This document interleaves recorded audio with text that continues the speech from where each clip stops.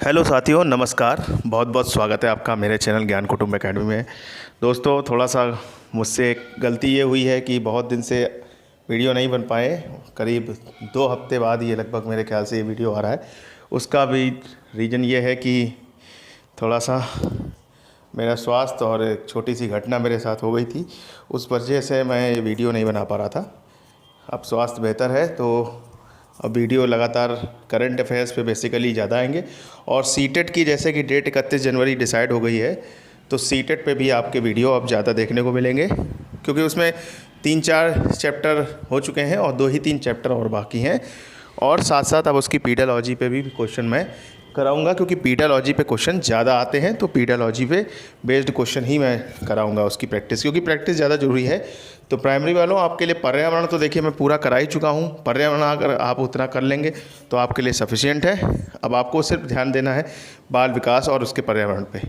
Math की पीडियालॉजी भी मैं आपको थोड़ा सा 1-2 लेक्चर्स में समझा दूंगा। मैथ के बहुत आसान क्वेश्चन आते हैं, उनको आप कर सकते हैं। पीडियालॉजी बहुत आसान है। मेन दिक्कत की जो बात है सीटेट वालों के लिए, वो है आपकी इंग्लिश की। तो इंग्लिश की पीडियालॉजी आपको थोड़ा सा मन लगा के पढ़नी पड़ेगी, ठीक है। आइए शुरू करते हैं। जो कि आरआरबी एनटीपीसी का एग्ज़ाम 15 दिसंबर से लगा है, तो 15 दिसंबर के पहले मैं कोशिश ये करूँगा कि आपको 500-600 क्वेश्चन जो मिल जाएँ, अच्छे इंपॉर्टेंट क्वेश्चन, वो आपको मैं सारे करा दूँ। तो आइए अगला भाग अब लेके आए करंट अफेयर्स का, शुरू करते हैं। आज जनवरी 2020 में नई दिल्ली में नेशनल स्टॉक एक्सचेंज के नॉलेज हब का उद्घाटन किसने किया? तो नेशनल स्टॉक एक्सचेंज के नॉलेज हब, ठीक है। तो ये जो है नेशनल स्टॉक एक्सचेंज तो बॉम्बे वाला है, लेकिन उसका नॉलेज हब का उद्घाटन कहाँ पे हुआ है, ये सब पूरी चर्चा होगी। तो पहले तो ये उद्घाटन किसने किया है, पहले तो ये मालूम होना चाहिए। तो इसका उद्घाटन किया माननीय पीयूष गोयल जी ने। जानते हैं आप पीयूष गोयल जी को? पीयूष गोयल जी ने उद्घाटन किया है। आइए इसके बारे में थोड़ा सा देख लेते हैं। तो उद्घाटन किया केंद्रीय वाणिज्य और उद्योग मंत्री। तो हमारे केंद्रीय वाणिज्य और उद्योग जो मंत्री हैं वो कौन है? वो हमारे पीयूष गोयल जी हैं, ठीक है।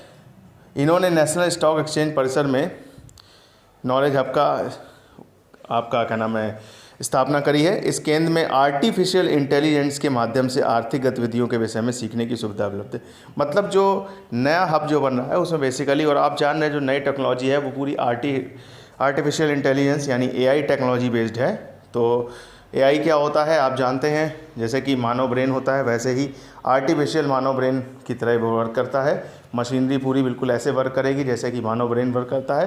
ह्यूमैनिटी सिस्टम पे बेस्ड होता है। तो उस पे बेस्ड नेशनल स्टॉक एक्सचेंज का हब बनने जा रहा है, और इसका उद्घाटन कौन कर रहा है?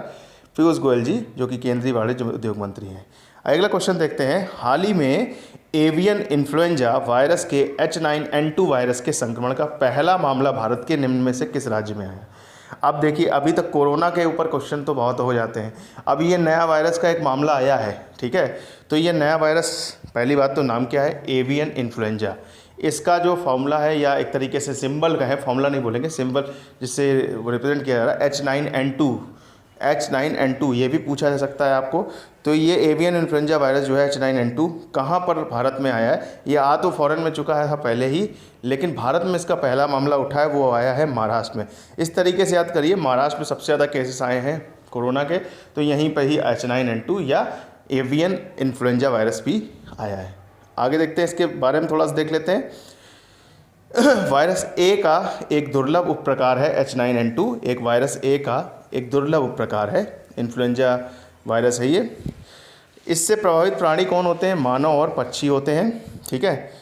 वायरस की उपस्थिति जंगली चिड़ियों तथा स्थानिक रूप से मुर्गियों में पाई जाती है। वायरस की विस्तृत रिपोर्ट राष्ट्रीय विषाणु विज्ञान संस्थान पुणे के वैज्ञानिक की रिपोर्ट के आधार पर हुई है। विस्तृत रिपोर्ट आई है इसकी पुणे के वैज्ञानिक संस्थान के द्वारा। और भारत में उपस्थिति की पहचान जो किसने की है? वही पुणे का जो राष्ट्रीय विषाणु विज्ञान संस्थान है, पुणे के वैज्ञानिकों द्वारा की है। तो जो पुणे के वैज्ञानिक संस्थान है, विषाणु विज्ञान संस्थान, उनके द्वारा इसकी पहचान की गई है कि यहाँ पर महाराष्ट्र में ये उपस्थित है, और ये पहला मामला है, ठीक है। तो H9N2 का जो पहला मामला है, उससे पहले कहाँ पे आया था? सबसे पहले तो यूएसए में आया था। कहाँ पर? विस्कॉन्सिन में टर्की फ्लॉक्स पक्षियों में आया था। कौन से पक्षियों में आया था?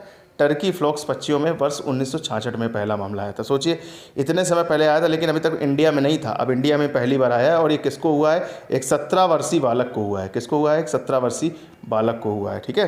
पहला मामला मनुष्य में कब आया था, तो देखिए पक्षियों में तो आ गया था 66 में, टर्की फ्लॉक्स पक्षियों में।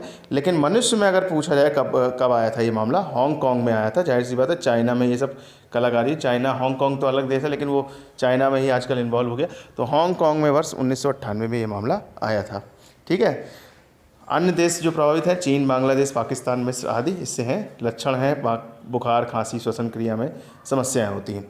अगला क्वेश्चन देखते हैं। अब ये रेलवे के जो क्वेश्चन आ रहे हैं ये बहुत इंपॉर्टेंट है। देखिए रेलवे से रिलेटेड जितने भी क्वेश्चन उनको छोड़िए ही नहीं। तो देखिए अगला क्वेश्चन रेलवे का ही, विश्व का सबसे ऊंचा रेलवे पुल जम्मू कश्मीर में किस नदी पर बन रहा है। अभी सबको मालूम है ऊंचा पुल जम्मू कश्मीर बन रहा है, नदी में कन्फ्यूजन हो जाता है कि रावी है कि झेलम है कि चिनाब है। ठीक है, तो कौन सी नदी है, तो इसकी जो नदी है वो है आपकी चिनाब नदी। किस पे बन रहा है ये, चिनाब नदी पे बन रहा है। आपको नदी मालूम होनी चाहिए। ठीक है, आइए हाइट और थोड़ा सा लंबाई इसकी देख लेते हैं। इस जम्मू कश्मीर आपको बता ही दिया, चिनाब नदी पे बता दिया। नदी तल से 359 मीटर ऊंचा है, ये सब मालूम होना चाहिए, पेपर में पूछ सकता है आपसे रेलवे के एग्ज़ाम में खासकर। पुल की लंबाई कितनी है, 1.3 किलोमीटर है। भारतीय रेल द्वारा इसका निर्माण किया जा रहा है। पुल का नाम ही है चिनाब पुल, तो नाम नदी याद रखिए चिनाब नदी पे। आइए आगे देखते हैं। पुल का निर्माण कार्य 2021 तक पूरा करने का लक्ष्य है। और कहाँ से कहाँ जोड़ा जाएगा, ये बक्कल कटरा की एक जगह है, कटरा में बक्कल और कौरी श्रीनगर में, मतलब कटरा और श्रीनगर को ये जोड़ रहा है। ठीक है। और वर्तमान में विश्व का सबसे ऊंचा अगर पुल पूछा जाए तो वो कौन सा है, सुईबाई रेलवे पुल, जो कि आपका चीन में है और बेपैन नदी पे है। सुईबाई। ठीक है, ये सबसे ऊंचा पुल है। ये भी पूछा सकता है कि वर्तमान में सबसे ऊंचा रेलवे पुल कौन सा है, तो आपका सुईबाई है जो कि चाइना में है। अगला क्वेश्चन देखते हैं। नागरिकता संशोधन अधिनियम 2019 के तहत नागरिकता के पात्र प्रवासियों को शॉर्ट लिस्ट करने की प्रक्रिया प्रारंभ करने वाला पहला राज्य कौन सा है। तो पहला राज्य जिसने नागरिक, अभी आपको बताया था जिसने विरोध किया सबसे पहले तो केरल ने किया था, और अगर केंद्र शासित में किया जाए पूछा जाए तो वो पुडुचेरी ने किया था। तो आप ये उनको तो याद रखिए जिन्होंने विरोध किया, लेकिन जिन्होंने सबसे पहले एक्सेप्ट किया है जिस राज्य ने इस राज्य के लिए मतलब CAA कानून को, वो है उत्तर प्रदेश। ठीक है, तो उत्तर प्रदेश में नागरिकता संशोधन अधिनियम को सबसे पहले शॉर्ट लिस्ट करना शुरू कर दिया इस राज्य ने। ठीक है, आइए देख लेते हैं आगे। नेक्स्ट क्वेश्चन, हाल ही में किस राज्य द्वारा वैश्विक स्तर पर जो कुटपई महोत्सव आयोजित किया जा रहा है। अच्छा, एक चीज़ और याद रखिएगा कि CAA कानून थोड़ा सा याद रखिएगा कि इसमें जो बाहर के अल्पसंख्यक हैं, जो हिंदू, बौद्ध, जैन धर्म, जो अन्य देशों में प्रताड़ना झेल रहे हैं, उनको वापस लाने का, कि अगर वो 2015 तक आ चुके हैं और कुछ 11 महीने का समय उनको दिया गया है, उसके पहले तक अगर वो भारत में आ चुके हैं तो उनको नागरिक माना जाएगा। ठीक है, और कुछ घुसपैठ बना हुआ है हमारे देश में, उसको भी ध्यान रख के कुछ कानून के तहत उनको भी शॉर्ट लिस्टिंग की जा रही है। हाल ही में किस राज्य द्वारा वैश्विक स्तर पर जो कुटपई महोत्सव आयोजित किया, तो नाम ही याद रखिए जो कुटपई से। तो जो किस में आता है, मिजोरम में आता है, तो आंसर क्या हो जाएगा आपका, मिजोरम हो जाएगा। ठीक है, तो जो कुटपई महोत्सव कहाँ बनाया गया है, मिजोरम में। अगला क्वेश्चन देखते हैं। 6 जनवरी 2020 को केंद्रीय गृह मंत्री अमित शाह की अध्यक्षता वाली एक उच्च स्तरीय समिति ने राष्ट्रीय आपदा प्रतिक्रिया कोष से कितने राज्यों को 5908 करोड़ रुपए की अतिरिक्त केंद्रीय सहायता की मंजूरी दी है। मतलब NDRF मतलब क्या होता है, जब आपदा कहीं जैसे कि बाढ़ आ गया या कोई तूफान टकराया तो उससे कितने राज्यों को अतिरिक्त केंद्रीय से, या कोरोना के समय दिया जा सकता है, तो ये कितने राज्यों को दिया गया है, लगभग ये 7 राज्यों को दिया गया है। कितने राज्यों को दिया गया है, 7 राज्यों को। ठीक है, तो ये राज्य कौन कौन से आइए देख लेते हैं। 7 राज्य, कर्नाटक को इतने करोड़ रुपए दिया गया है, हिमाचल प्रदेश को इतना, मध्य प्रदेश, असम, उत्तर प्रदेश, तो इस तरीके से ये हमारे राज्य हैं, कर्नाटक, हिमाचल प्रदेश, मध्य प्रदेश, असम, महाराष्ट्र और उत्तर प्रदेश। इतने राज्यों को अतिरिक्त केंद्रीय सहायता दी गई है। ठीक है, बाढ़, भूस्खलन, बादल फटना, इन सब घटनाओं के तहत। आगे देखते हैं। दिसंबर 2019 में भारत ने सोलर पार्कों के वित्त पोषण के लिए क्यूबा को कितने मिलियन अमेरिकन डॉलर की क्रेडिट लाइन का विस्तार किया है। मतलब क्या किया है भारत ने सोलर पार्कों का वित्त पोषण करने के लिए। तो भारत का आप जानते हैं कि सोलर पावर का जो केंद्र है वो भारत ही है और उसका हेडक्वार्टर हरियाणा में है, तो आप ये जानते ही हैं। तो सोलर पे बड़ा मुहिम भारत चला रहा है प्रधानमंत्री मोदी के द्वारा। तो उसमें जो है क्यूबा को एक क्रेडिट के तहत कुछ मदद दी गई है, तो वो मदद कितनी है क्यूबा के लिए? वो है $75 मिलियन की है। कितनी है? $75 मिलियन की मदद दी गई है। ठीक है, अगला क्वेश्चन देखते हैं। 15वें भारत यूरोपीय संघ शिखर सम्मेलन। अब थोड़ा सा अंतर्राष्ट्रीय मुद्दे आएंगे, तो ये क्वेश्चन नंबर 1 पे मत जाइए आप। तो ये नंबर 1 इसका है कि अंतर्राष्ट्रीय मुद्दे हैं, जो मतलब भारत का जो अंतर्राष्ट्रीय रूप में महत्व है, या अंतर्राष्ट्रीय कुछ ऐसे विषय रहे जो चर्चा के रूप में रहे, उनको देखना है। तो 15वें भारत यूरोपीय संघ शिखर सम्मेलन 2020 का वर्चुअल मोड पर आयोजन कब हुआ? तो 15वें भारतीय यूरोपीय संघ सम्मेलन शिखर सम्मेलन 2020 का वर्चुअल मोड का जो आयोजन है वो आपका हुआ है 15 जुलाई 2020 को। कब हुआ है? 15 जुलाई 2020 को। और ये जो भारत और यूरोपीय संघ के बीच में हुआ है, इसमें बेसिकली प्रधानमंत्री नरेंद्र मोदी और यूरोपीय परिषद के अध्यक्ष चार्ल्स मिशेल, तो यूरोपियन यूनियन जो है उसके अध्यक्ष जो हैं चार्ल्स मिशेल, और यूरोपीय आयोग के अध्यक्ष जो हैं उर्सुला वॉन डर लायन, तो इनके बीच में हुआ है संयुक्त रूप से। और ये ऑनलाइन कॉन्फ्रेंसिंग थी। कैसी कॉन्फ्रेंसिंग थी? ऑनलाइन कॉन्फ्रेंसिंग थी। ठीक है, पहला सम्मेलन जून 2000 में हुआ था पुर्तगाल में। इसको भी देख लीजिएगा। अगला क्वेश्चन देखते हैं। केंद्रीय नौवहन राज्य मंत्री मनसुख मंडाविया के द्वारा भारत बांग्लादेश तटीय अनुबंध माल परिवहन का प्रथम चालन कब प्रारंभ हुआ? मतलब नौवहन मतलब जो एक तरीके से बहुत पानी की जो शिप होती है उससे जो माल इधर उधर जाता है, तो तटीय अनुबंध का परिवहन का प्रथम चालन जो हुआ है वो डेट पूछ रहा है, वो है आपकी 16 जुलाई 2020। 16 जुलाई 2020 को हुआ है। कब हुआ है? 16 जुलाई 2020 को। तो इसमें क्या है, पहले तो एक इम्पॉर्टेंट क्वेश्चन ये बना, केंद्रीय नौवहन राज्य मंत्री कौन है? मनसुख मंडाविया हैं। ठीक है, और उद्घाटन कहाँ हुआ था इस नौवहन का? मतलब नौवहन तटीय आदान प्रदान का जो केंद्र बना, उसका जो उद्घाटन था वो चट्टोग्राम बंदरगाह बांग्लादेश में हुआ था। ठीक है, और परिवहन मार्ग कोलकाता पोर्ट से अगरतला वाया चट्टोग्राम, मतलब कोलकाता से अगरतला जाना है। लेकिन कैसे जाना है? आप जानते हैं त्रिपुरा जो है वो घिरा हुआ है तीनों तरफ से बांग्लादेश से। ठीक है, और जो पश्चिम बंगाल है वहाँ से जाने के समय अगर आपको जाना है तो या तो आप पूरा घूम के जाइए, उधर से पूरा सिक्किम अरुणाचल वगैरह होके आइए, सिक्किम और असम वगैरह होके घूम के त्रिपुरा पहुँचिए, मेघालय वगैरह होके। ठीक है, लेकिन अगर आपको सीधे जाना है तो आपको किससे जाना पड़ेगा? वाया बांग्लादेश जाना पड़ेगा। तो उसमें बांग्लादेश कहाँ पे? मैप पे समझ सकते हैं इस चीज़ को, तो चट्टोग्राम के थ्रू जाना पड़ेगा।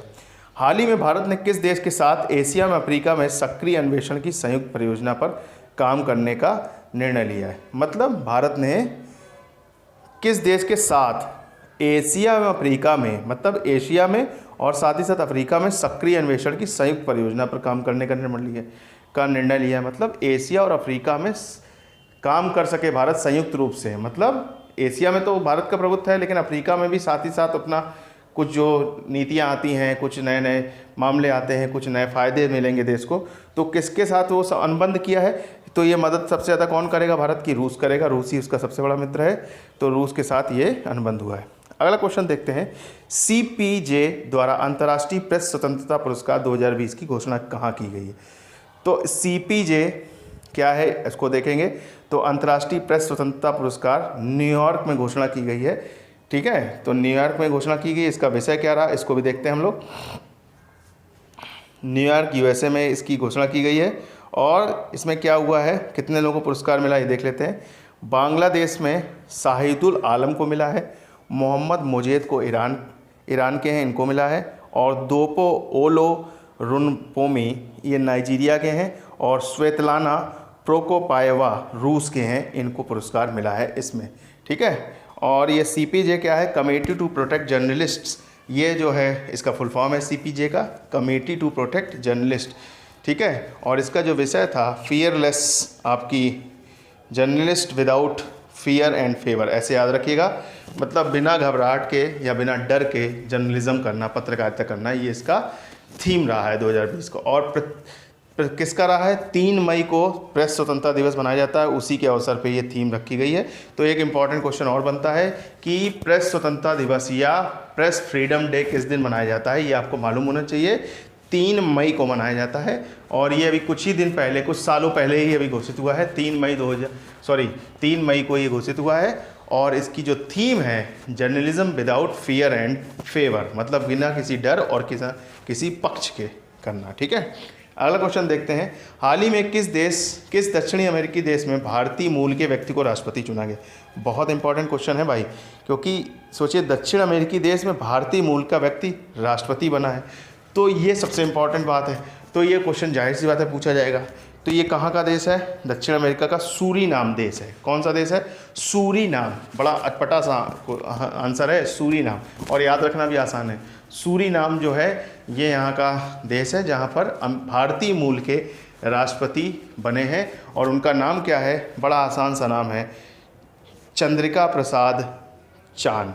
चंद्रिका प्रसाद चान। तो आप चंद्रिका प्रसाद याद रखिए, इतना बहुत है। और इनको निर्विरोध चुना गया है, ये भी याद रखिए।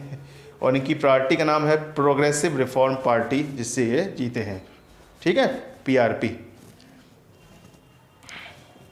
अब ये देखिए, पूर्व डच उपनिवेश सूरीनाम में 27% से अधिक भारतीय मूल के लोग हैं तथा PNP भारतीय समुदाय का प्रतिनिधित्व करती है। मतलब ये जो पार्टी है PNP, ये भारतीय समुदाय का प्रतिनिधित्व करती है। ठीक है, हर जगह भारतीय सरकार बनाए ले रहे हैं। हाल ही में भारत ने किस देश के साथ स्ट्रैटेजिक एनर्जी पार्टनरशिप पर एक आभासी मंत्रिपरिषद बैठक में भाग लिया?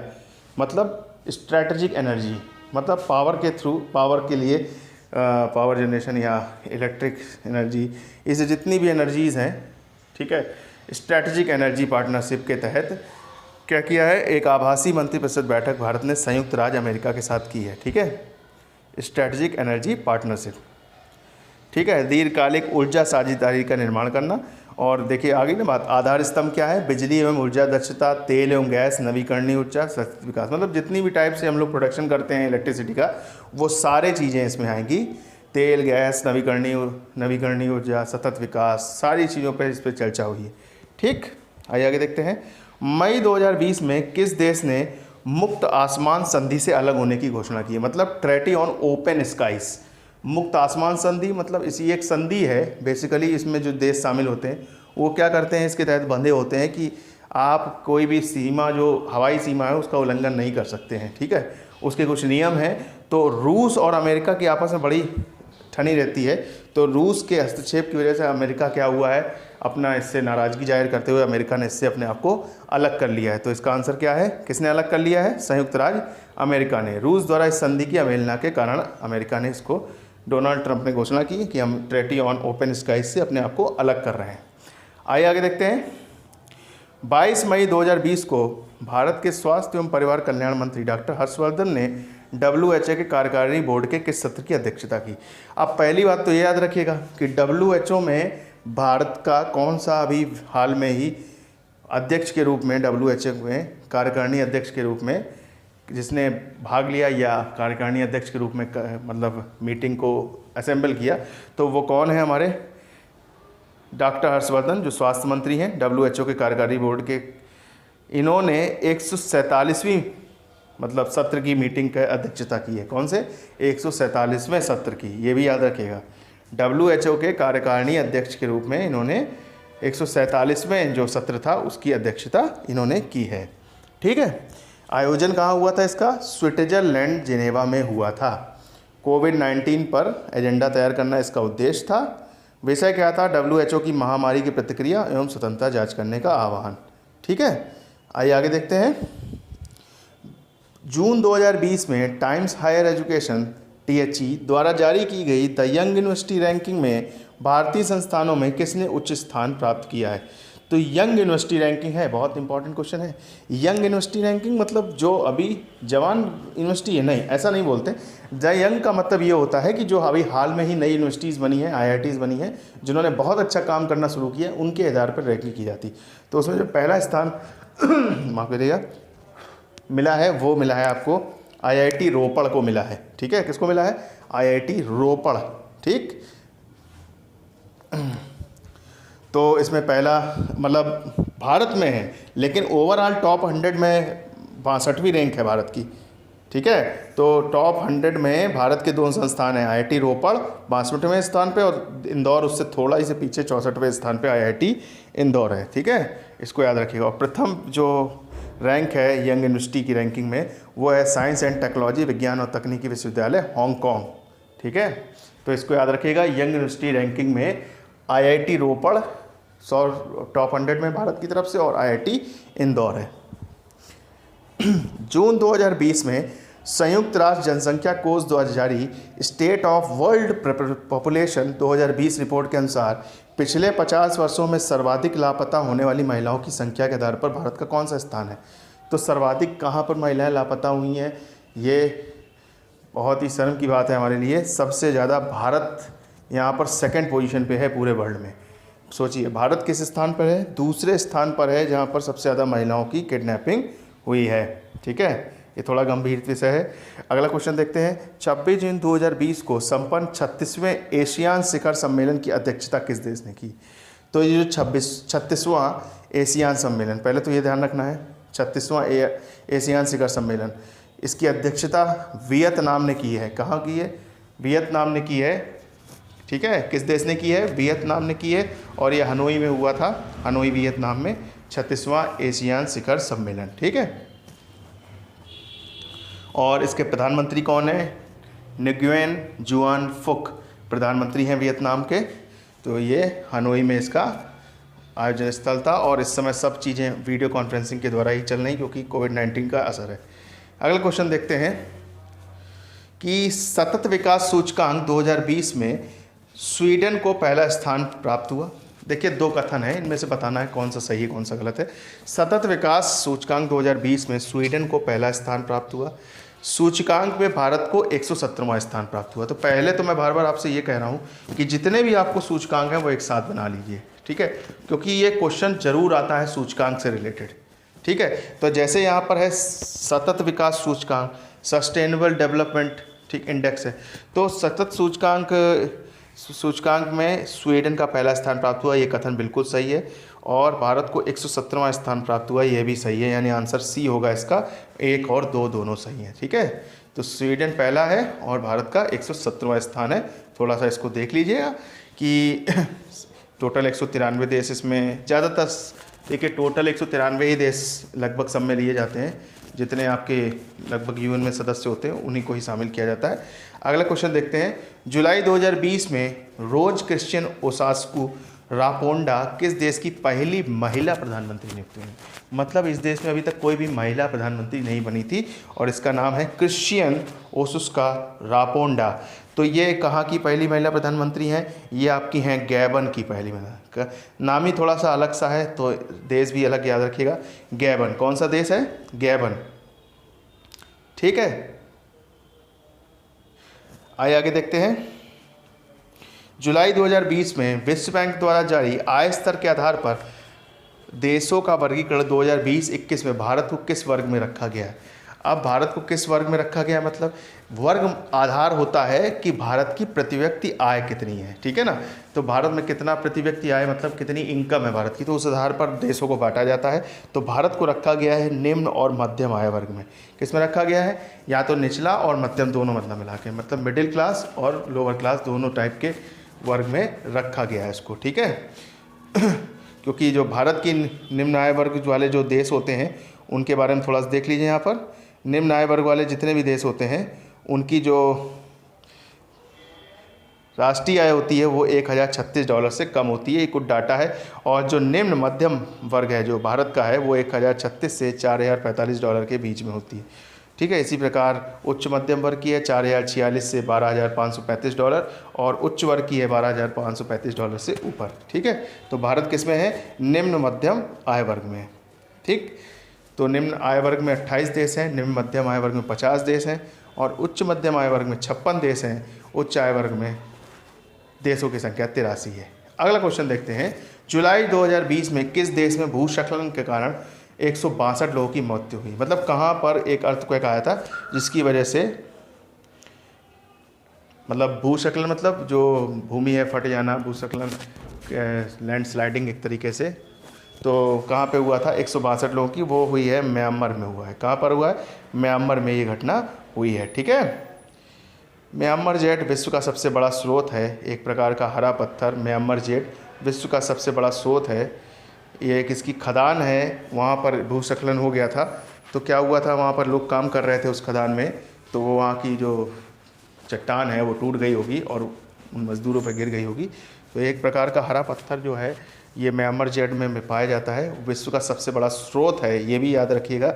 म्यांमार जेड में एक प्रकार का हरा पत्थर मिलता है जो विश्व का सबसे बड़ा स्रोत है, यहीं मिलता है, यहीं पर यह घटना हुई थी। ठीक, अगला क्वेश्चन देखते हैं। जुलाई 2020 में संपन्न 6वीं ब्रिक्स पर्यावरण मंत्रियों की बैठक में भारत का प्रतिनिधित्व किसने किया था? अब पर्यावरण की बैठक कौन करेगा भैया प्रतिनिधित्व? एक सेकंड रुकिएगा साथियों। पर्यावरण की बैठक का प्रतिनिधित्व कौन करेगा? तो जाहिर सी बात है पर्यावरण मंत्री ही करेंगे। आगे बढ़ गया लग रहा क्वेश्चन। हाँ, पर्यावरण के मंत्री ही करेंगे। तो वो कौन है मंत्री? हमारे प्रकाश जावड़ेकर जी हैं। ठीक है, तो ब्रिक्स में किसने किया था? प्रकाश जावड़ेकर जी ने किया था। तो साथियों इस प्रकार हमारे ये क्वेश्चन जो हैं 25-26 क्वेश्चन जो हैं आज ख़त्म होते हैं। अगले पार्ट में मैं इसके अलावा और क्वेश्चन कराऊंगा, बने रहिए। मैं बता रहा हूँ इससे बहुत इंपॉर्टेंट क्वेश्चन आएंगे, इनको पढ़ते रहिए। इनका जो साथ में डाटा चिपका हुआ उसको भी पढ़िए, आपके बहुत काम आएगा। सीटेट वालों, आपके लिए अगला वीडियो बोर्ड पे आएगा, वो सीटेट का व्यक्तित्व का आखिरी पार्ट होगा, उसको ख़त्म करेंगे और फिर हम प्रैक्टिस ज़्यादा कराएंगे क्योंकि उस पर पीडोलॉजी ज़्यादा आती है। ठीक है, तो रेलवे वाले करंट, मैं बार बार कह रहा हूँ करंट पढ़िए क्योंकि करंट से ही ऊपर नीचे नंबर होंगे। ठीक है, बहुत एक नंबर की लड़ाई रहेगी आरआरबी एनटीपीसी में। तो मिलते हैं अगले भाग में। स्वस्थ रहिए, ध्यान रखिए अपने माता पिता का। जय हिंद, जय भारत, भारत माता की।